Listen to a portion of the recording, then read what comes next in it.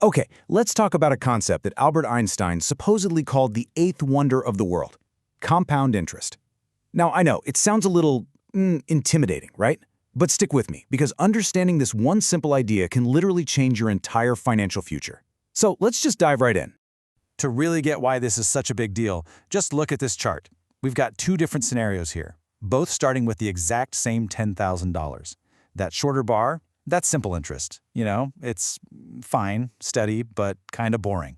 But that other bar, the one that just skyrockets, that's compound interest. See how it starts off slow and then just completely explodes? That steep curve, that is the magic we're talking about.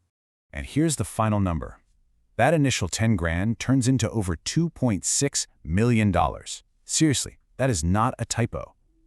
That's the mind-blowing potential we're unpacking today. So the big question is, how? How on earth does this even happen? Well, it all boils down to one simple but really profound idea. You start earning interest on your interest.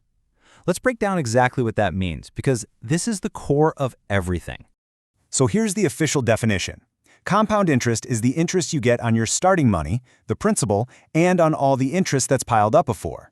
In other words, your money starts making money for you, and then the money that money made also starts making money for you. It's this incredible feedback loop. This really lays it out. With simple interest, you only ever earn interest on that original chunk of cash you put in. That's it. But with compound interest, every time you earn interest, it gets dumped back into the pot, making the pot bigger.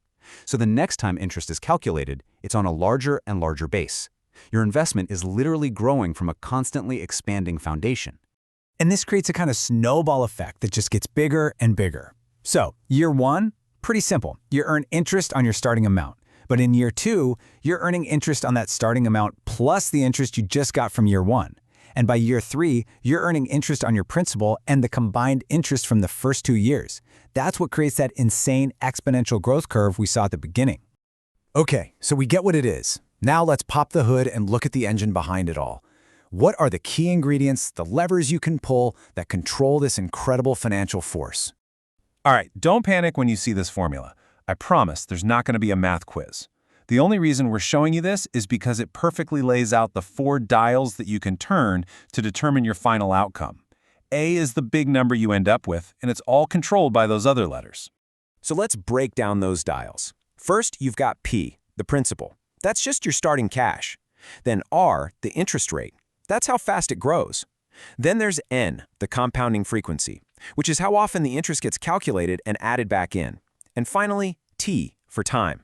And I'm telling you, of all these factors, time is the real superstar here. It's the exponent in the equation, which is why it has such a ridiculously powerful effect. And just to prove a point, let's focus on that N for a second, the frequency. Check out this table. Everything else is the same. $10,000, 10 years, 5% interest. But just look at how the final amount ticks up as we compound more often. Annually is good, but quarterly is better. Monthly is even better. And daily? Well, that's the best of all. The more often your interest gets added to the pile, the faster that pile grows. Now, you might be thinking this is all some modern financial invention, right? Something cooked up on Wall Street. But you'd be wrong. Way wrong. The truth is, this idea is literally ancient. I mean, get this. We have found evidence of compound interest problems on Babylonian clay tablets from around 2000 BC. Fast forward to the 1300s, and a merchant in Florence is creating tables to calculate it. By 1613, it gets its very first book.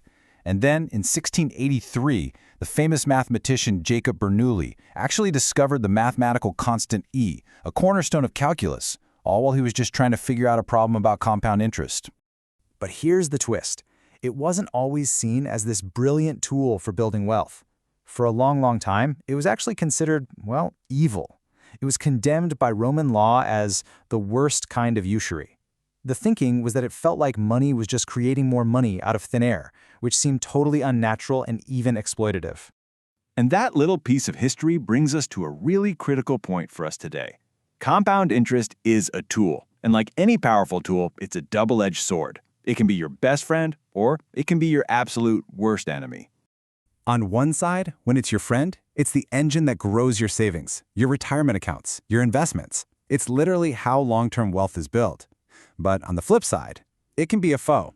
It's the exact same mechanism that makes credit card debt and other loans feel so impossible to climb out from under.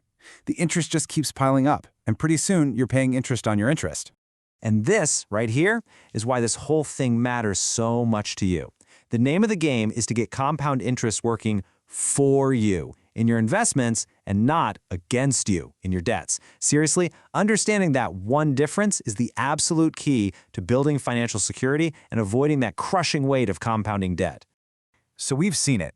The math isn't that complicated. The ingredients are pretty clear, and people have known about this for thousands of years. But of all those factors, your starting cash, the interest rate, how often it compounds, the single most powerful ingredient, the one that makes the biggest difference, is time. Which really only leaves one question. When are you going to start putting it to work for you?